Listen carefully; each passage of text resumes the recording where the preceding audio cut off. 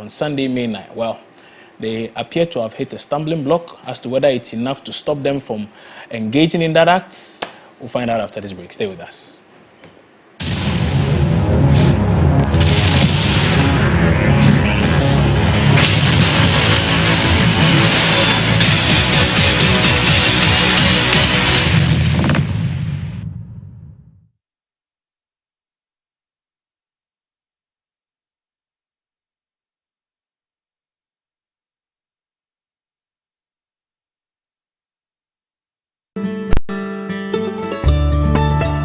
This Mother's Day, celebrate your mother by sharing that one piece of advice that'll always stay with you. No matter where I find myself, I always keep remembering that my mom will say, it's better to please God than to please man. Mama will say, always look out for an intelligent man to marry and not somebody who is rich, because eventually your children must be intelligent and the riches can follow. Post or tweet in a video or photo the advice she gave you and add the hashtag Mama Would Say. Remember to tag at MX24GH on Twitter, Instagram, or Facebook for a chance to win amazing prizes for your mom on Mother's Day. Your videos will also be featured on our special Mother's Day broadcast right here on MX24.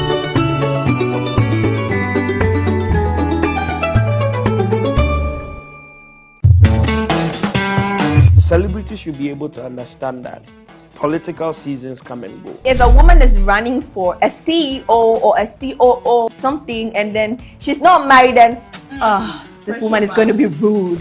Politics is the act of decision making. You go to school and you learn a bunch of stuff that really you don't end up using.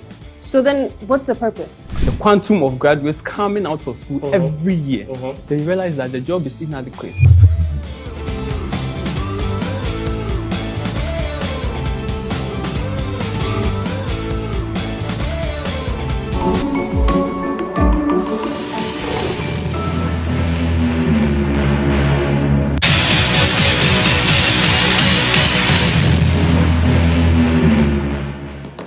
Okay, all right.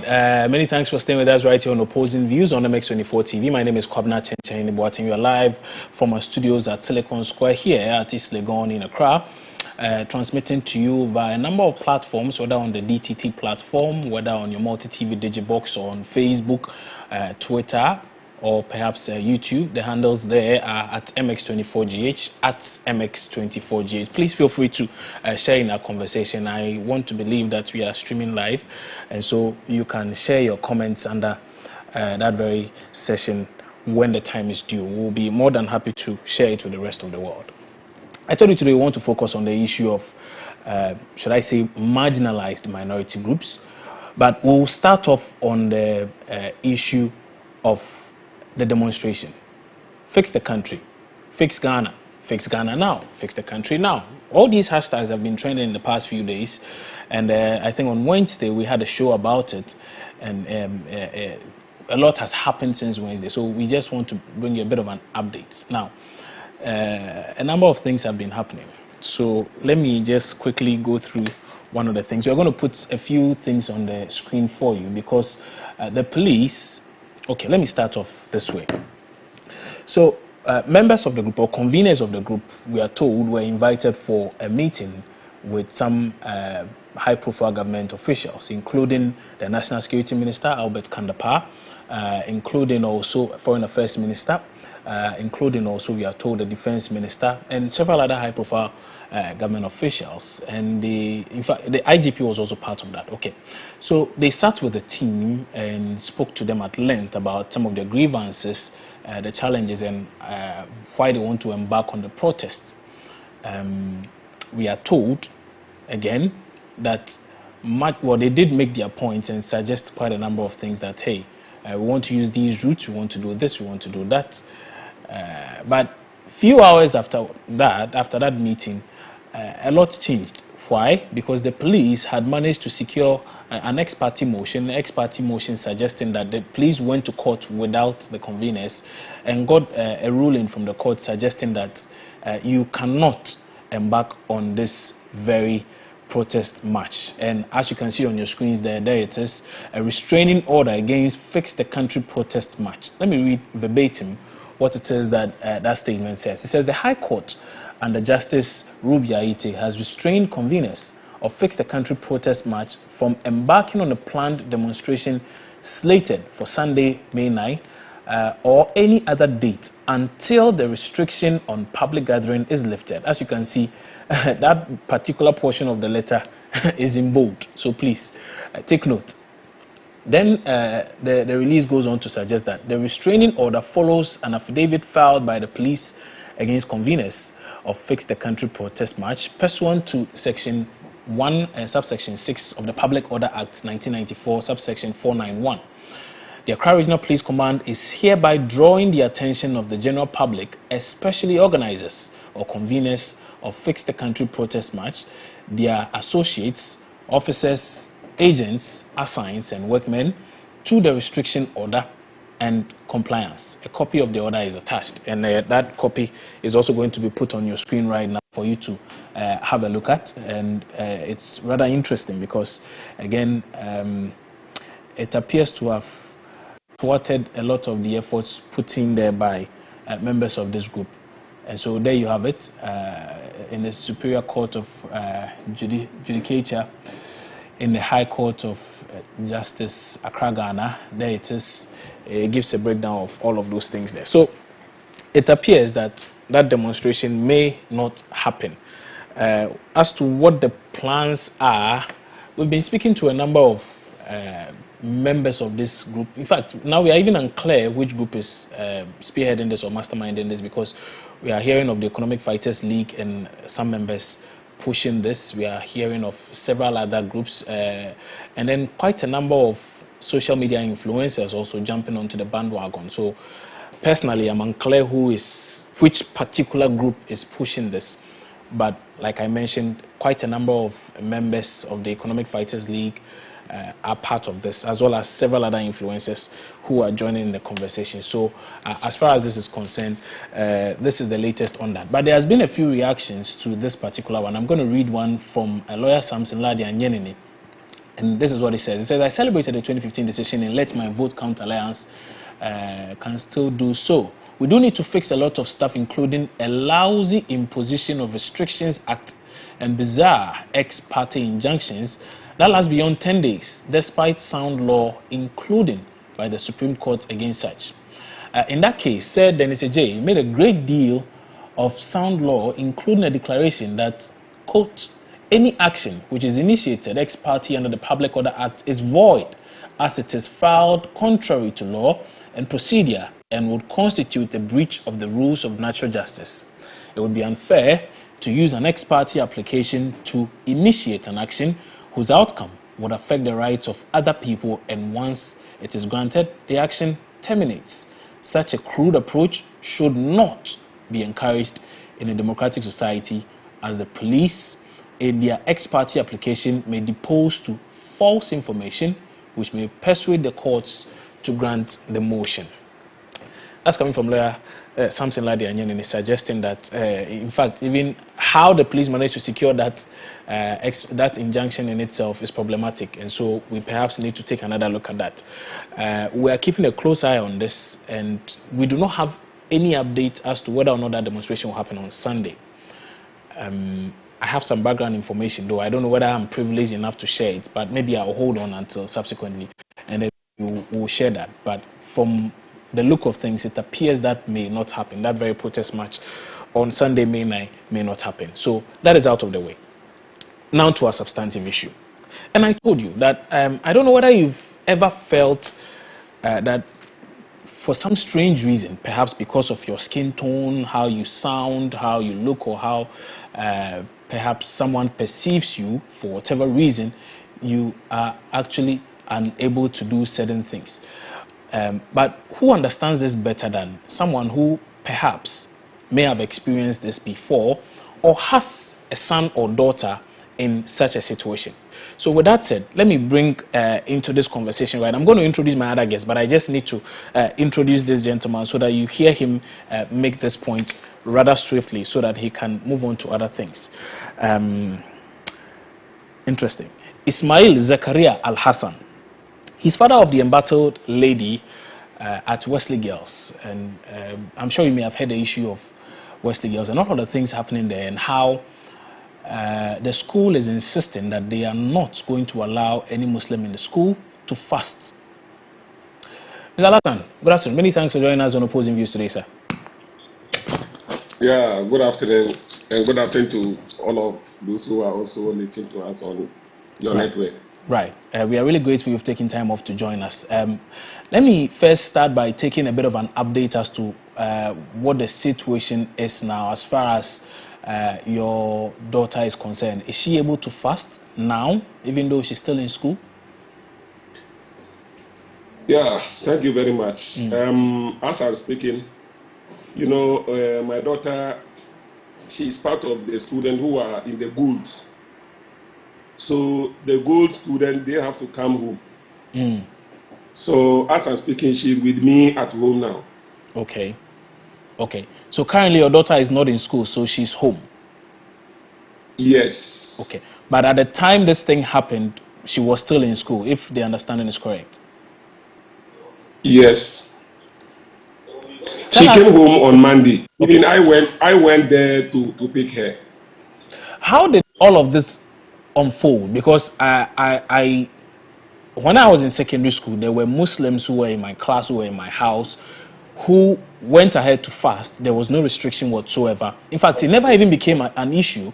I wonder how this then became an issue. How did it happen? What was the narration you've gotten from your daughter? Yeah, I think, you know, after she had admission to the school, after 2 weeks, you know, there was Christmas. And is it, what do you call it? Is it Easter? But Easter already, she didn't come home. And then when we started the fasting soon, I was not getting her at all. Because the authority have informed us that because of the COVID, there is no visitation. So even a week ago, she called me after 6:30, and she informed me that the school has stopped the Muslims from fasting. So she was telling me that she's not having her fasting. I see. And she did not suggest what perhaps led to this, how all of a sudden the school decided that if you're Muslim, you cannot fast. Oh, in fact, she told me that the school was not allowing her to fast, and she said she thought that it was the hall mistress and then the seniors who were doing that. So she had the courage to even go to the office of the headmistress, and in fact, the headmistress also confirmed that it is true the school will not allow them to fast. So by then she told me that the call that she was having with me, the time is okay. So if there is something, unless next time. So I decided to go to the school on Monday. That is the day where this news broke out in the whole country. Interesting. We are told, based on how do we call it, the release that came out by the Parent Teacher Association of the Wesley Girls High School, that authorities of the school had actually had a conversation with you, and you were okay with the fact that your daughter was not going to be allowed to fast, particularly after they had cited the issue of health. Is that the case?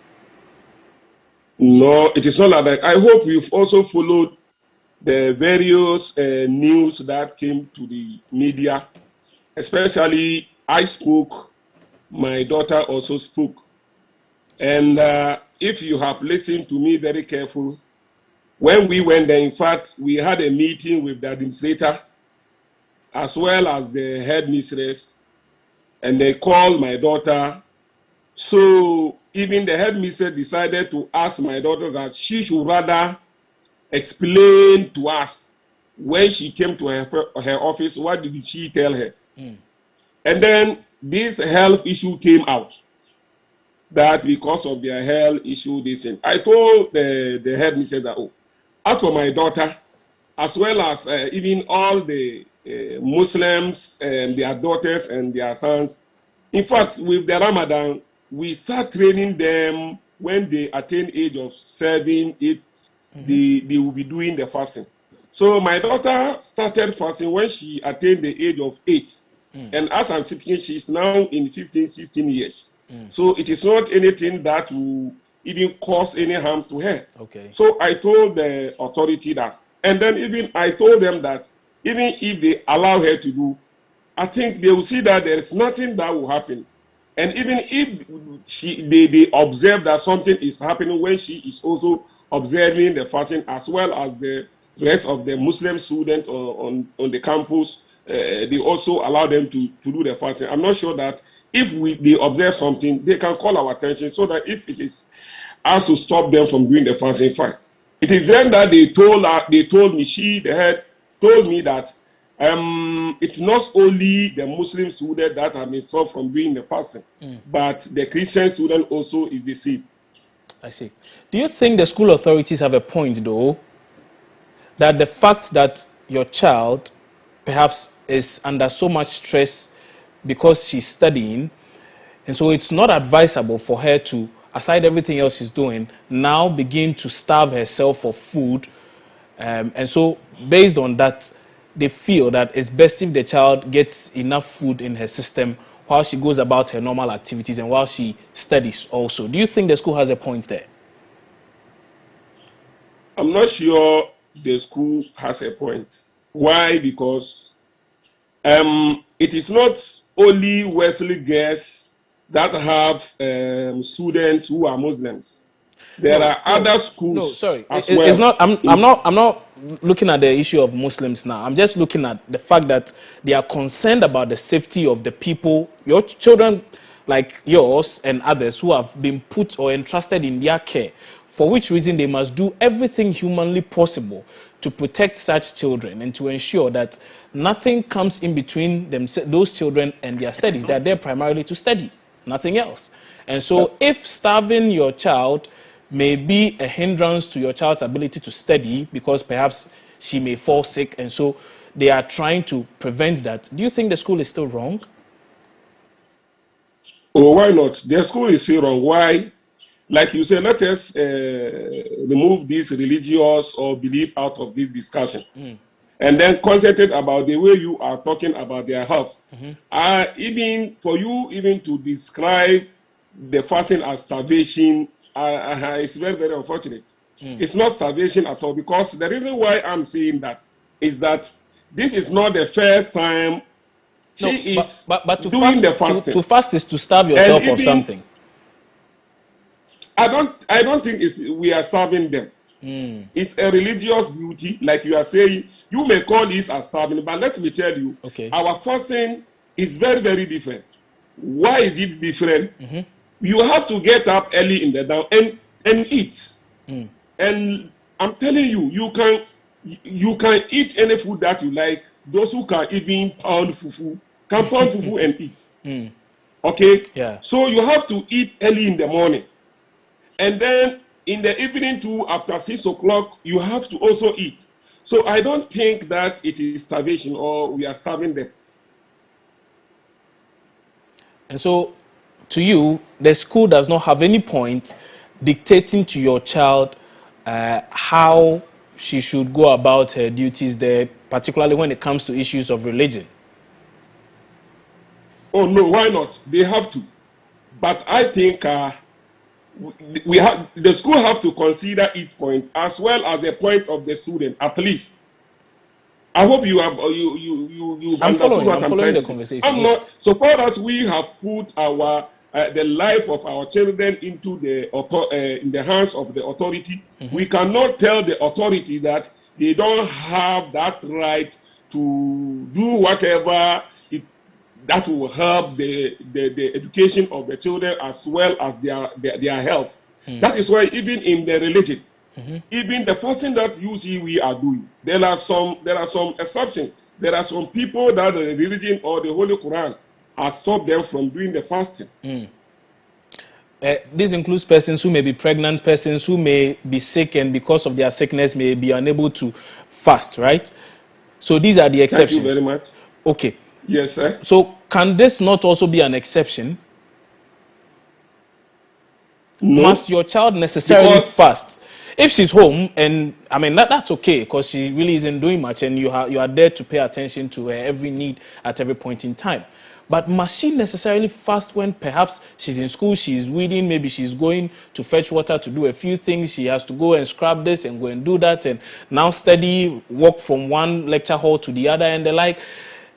Does she necessarily have to do this?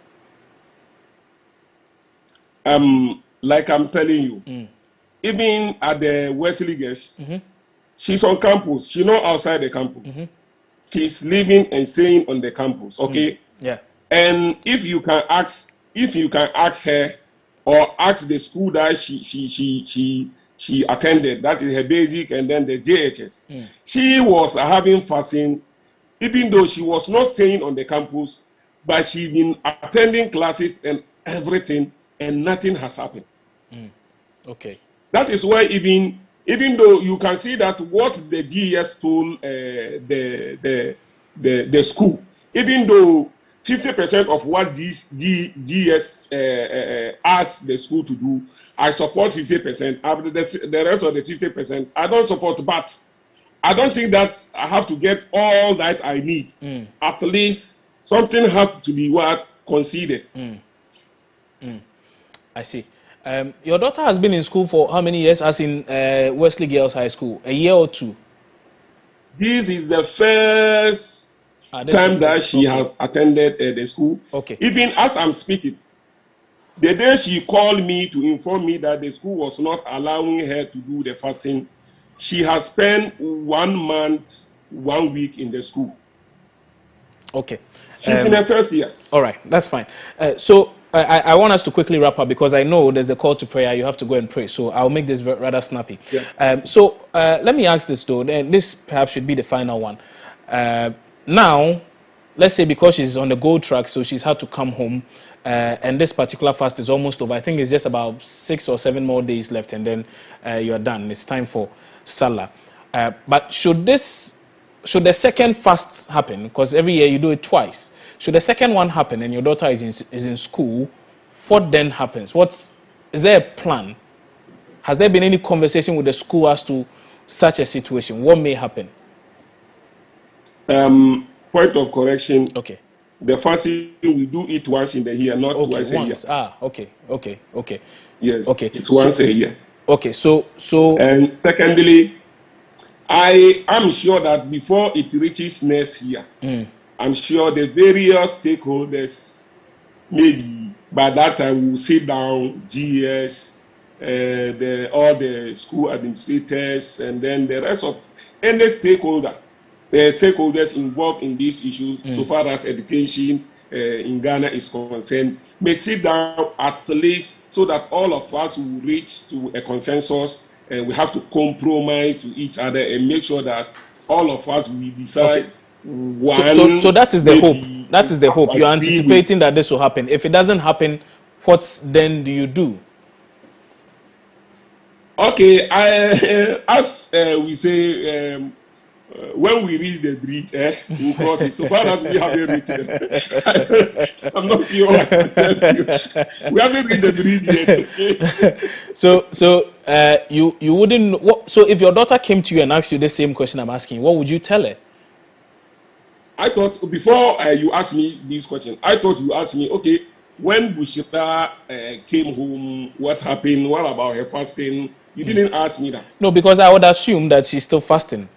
Is she not? Yes, let me tell you, even today, do you know, let me tell you, the mother is a trader, and you know, we are close to end the fasting. Yeah. And after the fasting, you know, we have to celebrate our Eid. Yes, Eid al-Fitr, yes. I'm looking forward to that. The mother sells clothes, these clothes, the Muslim clothes, and this thing for the occasion. Okay. Today, she's having a fasting, and she accompanied her mother to go for hawking to sell these clothes, even though she has done the fasting. But the question remains that should your daughter come to you and ask that, Daddy, next year, God willing, should such a thing happen and I am prevented from fasting, what do you advise I do? I'll tell her if she asks me, and I know she's going to ask me, because even do you know something? As now, I have to be counseling her, even though I'm not good in this guidance and counseling. She's in trauma, I'm telling you, because she's been also your daughter is following traumatized? what is happening. Yes, because she's saying that. So does it mean that I shouldn't have informed you what they were doing? Meanwhile, we don't support that. They are asking us to do something against our will. So does it mean that if there is something, or I shouldn't inform my parents, so that if there is something they have to, or this what she's asking me, or has she made mistake to inform me what happened? I say no, you've done the right thing, and maybe through you, maybe some changes will come, so that at least maybe you may set a record. So I have been counseling her that no, she shouldn't worry. She's been asking her mother, especially she likes listening to the news. She likes listening to the news. You see, so in part, we are praying that everything will. So if it doesn't happen, you are going to tell her that what? I still haven't gotten that answer. What happened? Yes.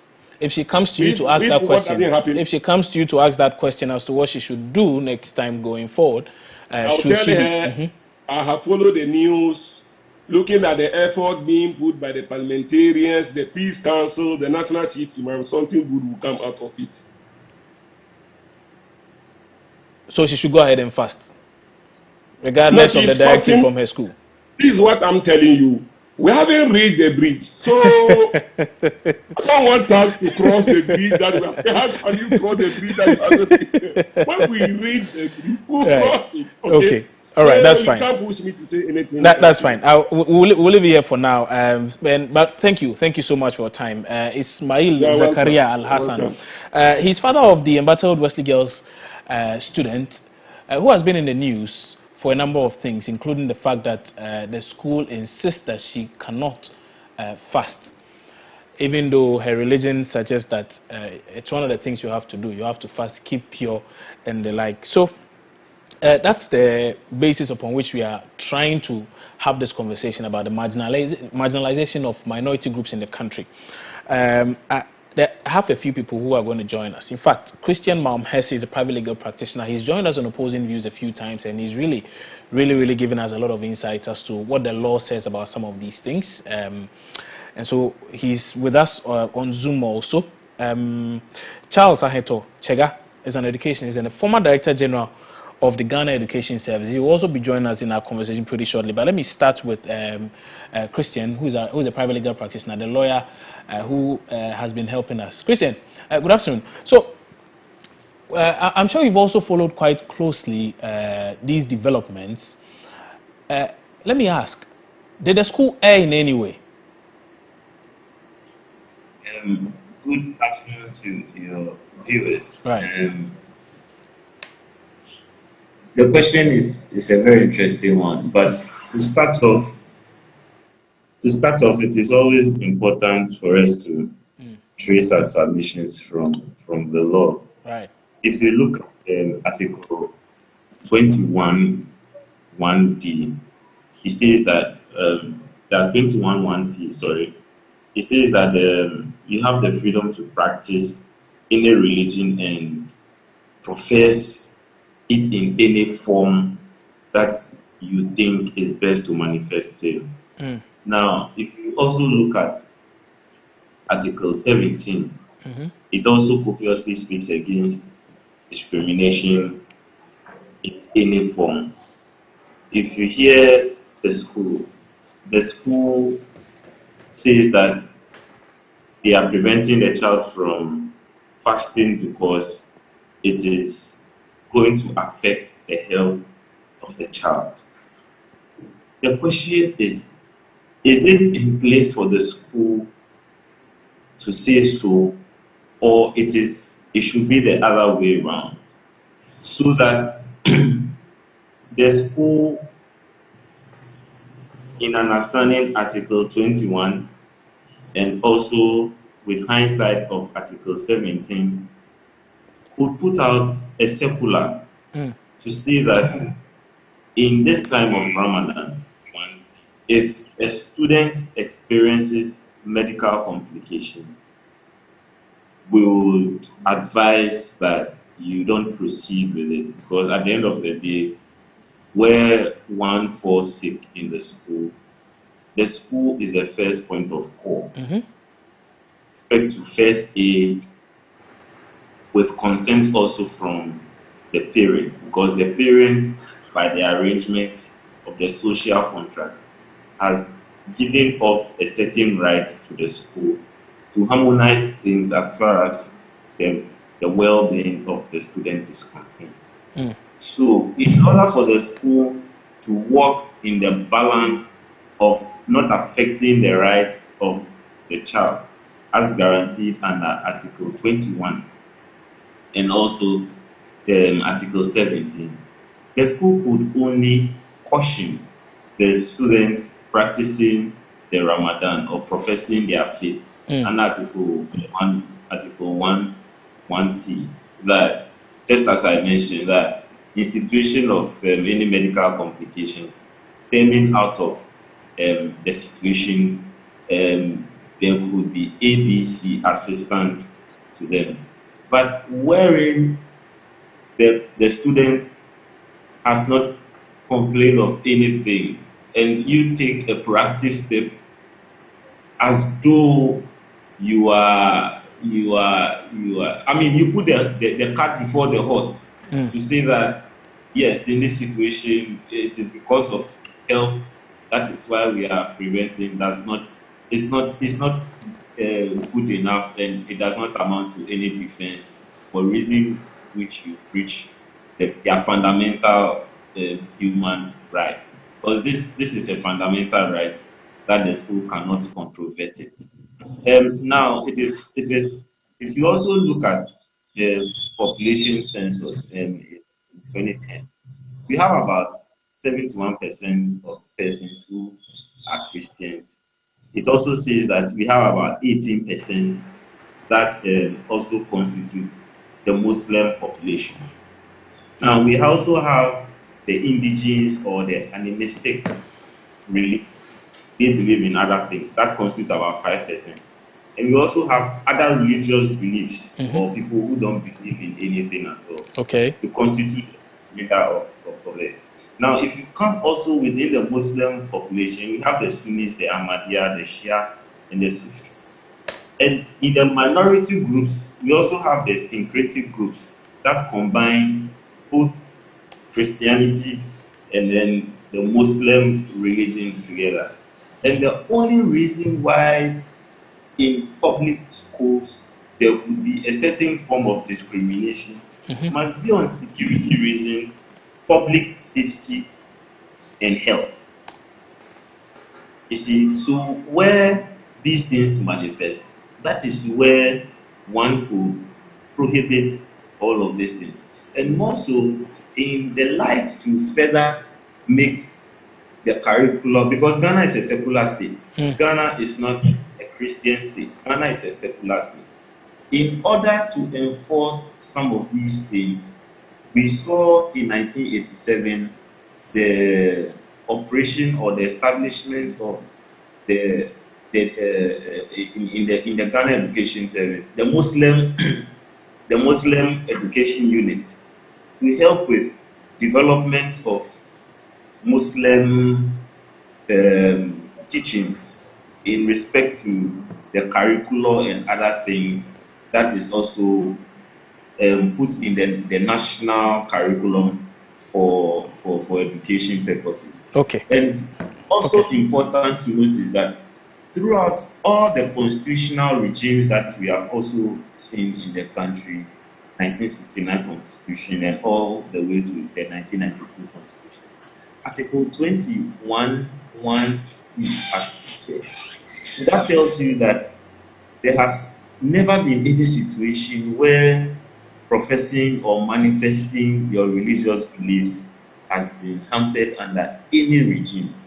Well, interesting. I mean, we have had religious, we have had coup d'etats and all of that. But even under those situations, religious freedom is always Okay. guaranteed. All right. So, Lawyer, kindly hold on briefly because you give us a very sound basis for us to continue with this conversation. Let me bring in now Charles Aheto Chega. He's an education and a former Director General for the Ghana Education Service. Mr. Chega, good afternoon, sir. Thank you so much for agreeing to join us. Let me start by first asking this, though. If what the lawyer tells us is anything to go by, then it appears we are rather deviating from the norm, taking into account the last two things we are hearing, the issue of, because he makes specific reference to religion and how, for instance, that should not be a basis for discrimination whatsoever. In particular reference to the issue of the Rastafarians who wanted to attend a Chimoto school, they suggested that they are Rastafarians and it is a religion, and for which reason they do not want to cut their hair. But the school still insisted that if you do not cut your hair, we are not allowing you in these schools. If the law is suggesting something and we are practicing another, I'm a bit confused because I thought that every law of the GES, or in fact every other law in the country, should necessarily conform to that of the 1992 Constitution, correct? Right, that's very true, and thank you for inviting me to share my thoughts on this. I am extremely surprised that any institution in this country would seek to do acts that are unbecoming and are at variance with our Constitution. And I want to put it on record that, just as the lawyer has said, it has never been in the habits and structure of the Ghana Education Service since its establishment under Kutua Champong, where there have been restrictions on education, and even prior to that, where there have been restrictions on education, on religion, regardless of the type of religion that people want to practice. It has not been a factor in the way schools are managed. Now, there might be an exception in what I'm saying, because again, if the government allows for the existence of institutions that it refers to as mission schools, then we are saying that yes, we have given some space in the management of education and in the provision of education to religious bodies that have the capacity to be able to establish schools. And this whole thing goes back into history. If you remember, the Methodist Church referred to a partnership. And this partnership goes very far back to the ordinance of 1882, when the colonial administration itself set the parameters for how government and the mission schools would relate.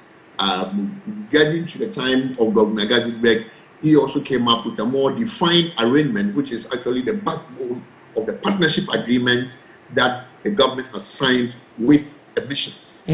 So there is a certain sense of decorum and understanding in all of this. And discrimination or exclusion of any sort or covert prevention of people from practicing their religion has never been a factor. And I would say that that is the reason why, besides the mission schools, government set up its own schools and called them non-denominational schools. So if you belong to my year group where we start for the common entrance, on the form there was a space there that made you to tick whether you want to choose, whether you are choosing a school which is a mission school or a non-denominational school. And the non-denominational schools are places where no religious paraphernalia was supposed to be displayed. It was a free space, it was a purely secular environment, and everybody who went to that place would do the secular things. Of course, Ghanaians, we realize that we have the fear of God in us, and so in terms of religion, the school authorities could invite anybody to come and share when it got to the issue of what they might call the Sunday service, or people coming together to worship God. Okay. So the whole arrangement is properly set out. Okay, so if that is the case, that the whole arrangement is properly set up, and that Yeah. antecedents of the past do not suggest the fact that things were skewed in a particular way. Why are we now seeing these things and hearing about them? Well, for me, that's where I'm surprised. I don't know where it is coming from. I would never even put any assumptions on it. But my specific response here is that it gives us an opportunity as a people to set things right. Because if you look at the issues that are here, so many issues have come up in this discussion. For me, I've narrowed it down to just one thing. And I've taken it also from the perspective of religion to hone down on something. And what we are talking about is not religion. We are talking about a religious experience. And the religious experience is the belief systems that specific religions go through that enables them to feel that they are actually practicing a faith. Every religion in this world has fasting in it. So I find it very, very strange that anybody, unless you are an atheist, would want to put barriers and obstacles, in the course of people wanting to express their religious faith, which is fasting, and which activity is common to all religions. So it beats my mind. I don't know where this is coming from. Okay. But then the other issues come in, and that is where once you are not able to really argue the fact that you are not even fighting fasting, you come into those of the other arguments which really have no serious bearing on the matter, because they are all circumstantial, they are hypothetical, and they are only kind of predictive. Okay. And if you manage a system, you do not engage in predictions and use that to create sanctions and impediments in the way people should practice. All right. Let me bring in this post though. Kofi Bentil is a lawyer, and he's also been commenting on this issue. Now he put up a post yesterday, and I think I want to share with you. It will be projected on your screen right now, and I think you would also be able to follow that. Now it's titled "Religious Worship in Schools." Now it says, all schools are subject to the Constitution and government regulation on education. Public schools, in addition, cannot have any form of discrimination, but private schools have a right to form private policy, example, religious affiliation, which is essentially discriminatory. No one can stop them. It is their right under Article 25. We have been running from this problem, but it won't go away. It's time to confront it. Now, this for me is the kicker, and I think it answers the question Aitochega asked early on as to why we are where we are. He doesn't understand how come we've gotten to this point. The question is this: are mission schools public or private? And he attempts an explanation. He says this hybrid pretension is a farce. They cannot be both. If they are private, let them be, and let them decide their religious practices, but also assume full control. If they are public and want to retain government funding, then they cannot discriminate in any way. It is not an easy problem, but it's imperative that we solve it. Otherwise, we are bound to undermine our nation's stability. If we solved it, everyone will know where they stand. No one today can go to Professor Ade's school and demand to practice Hinduism because it is his school and he decides what is allowed. But no one has the right, under our constitution, to impose a religion on the public school. Not even the old students or the government can. It's a breach of our constitution. Nation building is not for kids or pretenders. We have to sit up and be serious. Okay, so Mr. Aitochega, now it leads me to my next question. This issue of partnership between the missions and government. Where do we draw the line? Because it appears that is the problem. That is the crux of the problem. Or? Well, it sounds like it. I'm hesitating to say that is the crux. You are hesitating. I'm not sure why. because honestly, it shouldn't be a problem. I mean, the whole, and I refer to an ordinance in 1882. I mean, once a government wants to build and develop an education system, it seeks to want to be very, very holistic. Who has the power to decide on some of these things? Because it appears, so the Ghana Education Service came out with a directive to the Achimota school initially, and then had to backtrack because the school came out forcefully and said, no, we are not going to bow to this. So they had to now do a U-turn. In this instance also, we are told of a similar instance where the Ghana Education Service gave a directive and the school says, no, we are not going by this directive. So who is in charge? The person who is in charge is the Ghana Education Service, and that's in the person of the Director General. There is no debate about that. There is no debate about that. The Director General is in charge, and he makes he casts the vote, the casting vote, in determining all of these things that are challenges. And that is why I in my comment the other time on Achimota School, I made it very clear that if the headmistress is not willing to respond to a directive from the Director General, then she doesn't want to be a headmistress. I'll come to you. I'll come to you briefly, and then we'll take a lot more reactions on that. But Mam Hesse appears to have an intervention. He's our lawyer on the show today. Let's hear you, Christian. Yes, I disagree partially with Mr. Bentel's submission. Okay, let's hear you. Yes, with respect to Article 25, I mean, it does not mean that if you have a private school, you can fundamentally breach Article 17 and Article 21 1C. That is a misconception of the law, and with the greatest of respect, it cannot be. So you think Mr. Bentel erred there when he suggested that I have my money, I have put up my school, and I am suggesting that it is for Christians. You can be in his school. Because his school is Christian high. So he says it's for Christian. I'm giving you Christian principles. I do not want to allow any other religions, belief systems to fester here. So this is what I want to push. And you're saying that that is wrong? Or the Constitution does not allow that? It's a fundamental error. It's a fundamental error, and it is a breach against Article 21 1C. I see. Because the Constitution, for an Attorney General, is the court has held in a lot of Supreme Court authorities that the Constitution is a living organism, and in that living organism, the Constitution ought to be read as a whole. It ought not to be read in a constrictive manner or in a literalist approach. The approach to interpretation has moved to a purposive interpretation of the Constitution.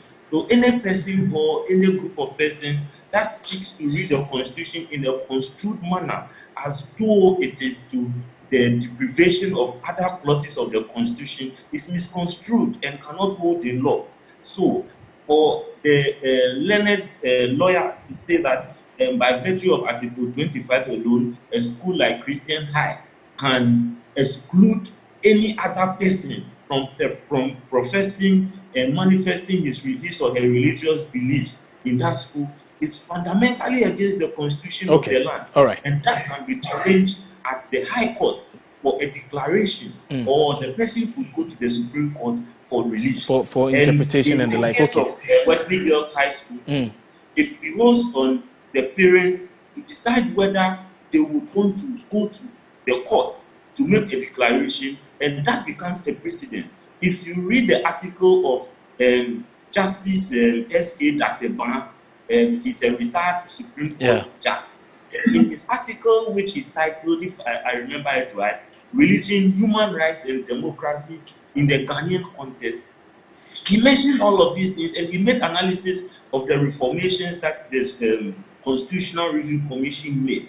And in his conclusions, he mentioned that this area is fundamentally an undeveloped aspect of the law, and it beholds on persons whose fundamental rights to religion, manifestations of sale, needs to avail themselves to the court in order for the court to uphold such fundamental right which has been enshrined under the laws. So it would be very wrong for the learned lawyer to just take out one aspect of it and say that because it is a private school is subject under the laws of Ghana. If you go to St. Augustine's College, which I attended some years back, we have a whole place built for the Muslims. It's called the City of God. And that is where they have their worship. And during Ramadan, the school makes arrangements for the students to have their meals early in the morning. All right. And late after they break their fast. Okay. Let me come back to. This is breeding religious intolerance. That's fine. It must be checked. That's Only fine. through the court. Let's hear from Mr. Aito Chega, and I want to come to you because it's rather interesting, all of this happening, and today in our conversation the whole idea is to try and broaden it so it does not necessarily look as though we are just focusing on the issue of the student at Wesley Girls High School. And so in my introduction, for instance, I did highlight a few other things that have happened. So for instance, some two ladies who were wearing hijabs were prevented from sitting for their West Africa Senior Secondary School Certificate examination because they were wearing hijabs. They were told, go and take off the hijabs or you are not going to write this exam. Then there was an issue about a traditionalist who was also denied admission to a second cycle institution, a public one, because he was a traditionalist. There has also been the issue of the Rastafarian in Achimota School. There you go. So that's the story. 16-year-old traditional priest allegedly refused admission by Jojepenyi Senior High School. And then there was the issue of the Achimota School students, two of them we are told, who were also refrained or prevented from attending school. In fact, as of now, we do not even know whether these children are in school, because that issue appears to be hanging. I don't know if finality has been brought to it. Perhaps we have to follow up. I think we will follow up on that. And so when you hear all of this, a number of them pertaining to the educational sector, does it paint a picture as though we've gotten it wrong somewhere as far as the administration of education in the country is concerned? Is it that our priorities are not set right? Well, that is, again, you see, I'm hesitating to make a comment because those contexts actually, for me, if you take the generality of the way education is managed in this country, these are exceptions rather than the norm. So it's important to look at these in their specificities rather than attempting to kind of create to make it a general trend. Of course, these singular acts could create maybe the tendency to get a new trend of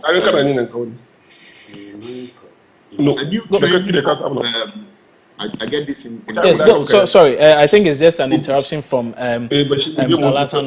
Lassan's line. We'll try and perhaps mute that so that we can, it's interfering with what you're saying. Yeah, I can understand. That can be a bit distracting. Yes, it's been muted, so you can go ahead now. So as I said, these are not norms. These are exceptions, and it is important that we do not begin to get frightened with exceptions when we can deal with the exceptions in their specific context.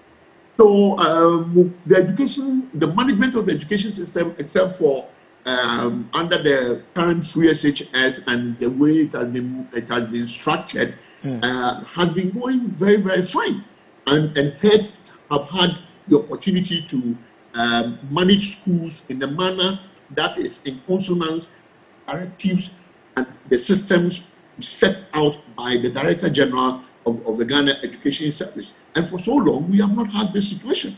Of course, this is an evolving society, and things are changing. But the underlying issues that come up here are trends in which people are beginning to understand their rights. And your right is always in context. Your right is in context in relation to a situation. And I didn't want to get into the fray between the lawyers when it comes to the issue of the 21 and 17. Because you see, in every space you have conditions, and that's what the Achimota School were trying to use. That in our space we have a condition. That means we have not. It's not a condition. Everybody has a right to be there.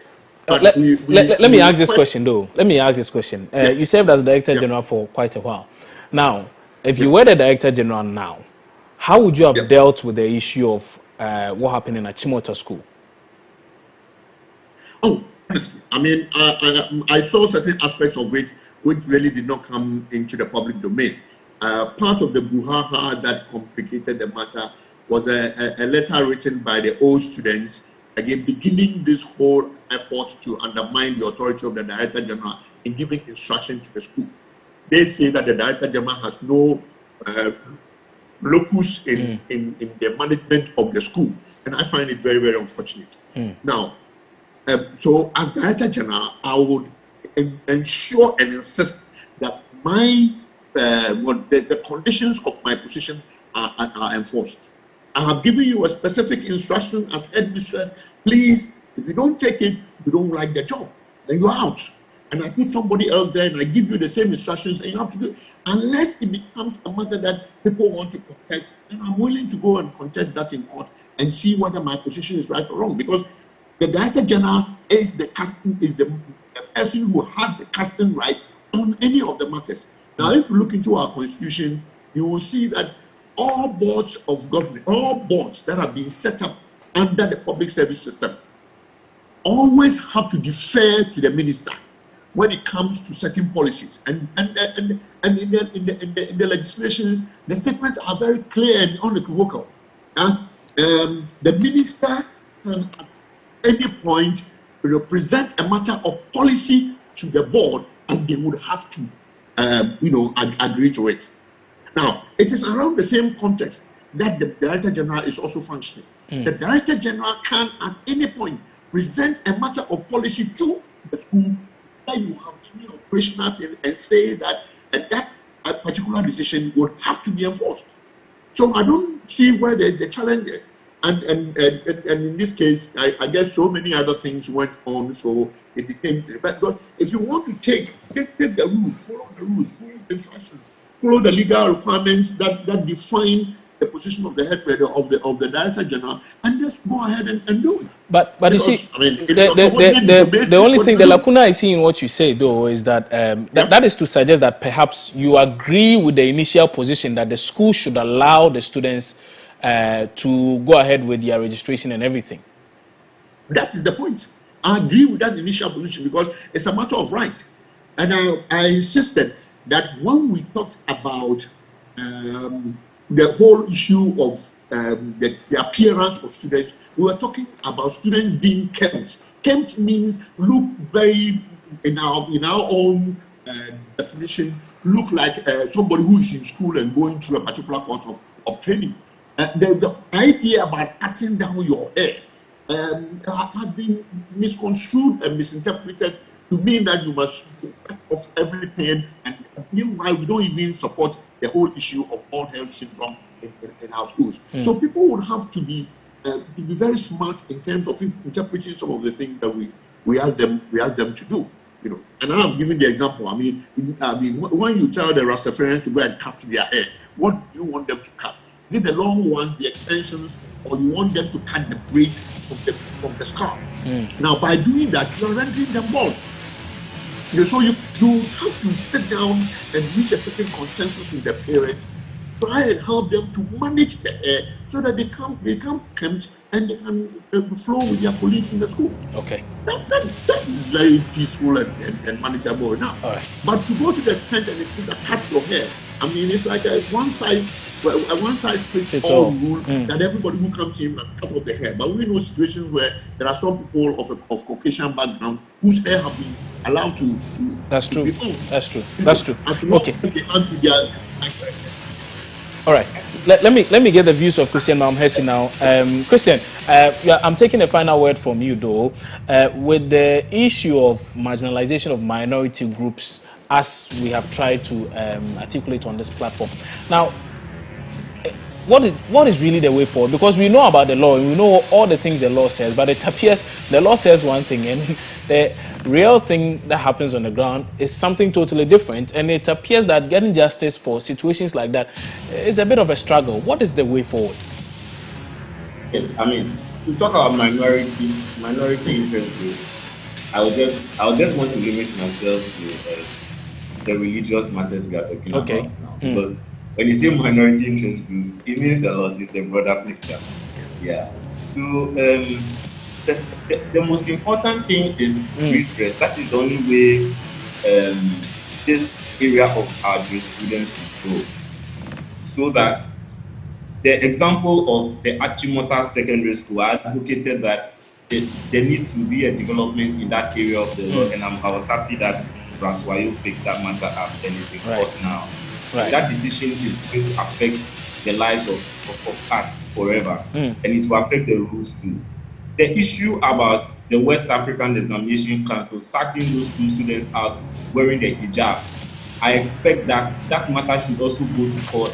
And when it goes to court and West African Examination Council refuses, they will pay damages to the students for they'll pay for, we call this special damages, that is cost that they have incurred in putting themselves to write the exam. They also pay for general damages, that they have suffered, the pain, the stress, the things that you can't quantify financially. They also pay for it. They will pay exemplary damages and punitive damages to reach. So essentially, let's test the system. Let's send everything to court and test the system. That then becomes the basis upon which we are able to move forward. People should be encouraged to go to court. Okay. In Ghana, people are too scared of going to court. They think Interesting. if you go to court, it is that process. But the only way the advanced countries got developed, change systems. Is that they continuously challenge the status quo. On the minutest of things, and that principle becomes a common law decision, and it affects our jurisprudence here. Christian, so the only way thank you. For people to go to court. Thank you for those views. Christian Maumhese is a private legal practitioner, and he gave us those very, very insightful words there, suggesting quite a lot. Test the system, he says, please. If there are issues of this, please do well to go to the courts. I know the wheels of justice going slowly, but finally, there will be finality, whether we like it or not. So test the system. My guest for today's edition of Opposing Views have been Ismail Zakaria Al-Hassan, father of the embattled Wesley Girls High School Muslim student. Christian Maumhese, a private legal practitioner. Also, Charles Ahetochega, an educationist and a former Director General of the Ghana Education Service. Gentlemen, many thanks for joining us on Opposing Views today. Before we go, let me read this. Just a short one. It says, first they came for the socialists, and I did not speak out because I was not a socialist. Then they came for the trade unionists, and I did not speak out because I was not a trade unionist. Then they came for the Jews, and I did not speak out because I was not a Jew. Then they came for me, and there was no one left to speak for me. My name is Kwabena Chenchenibwati.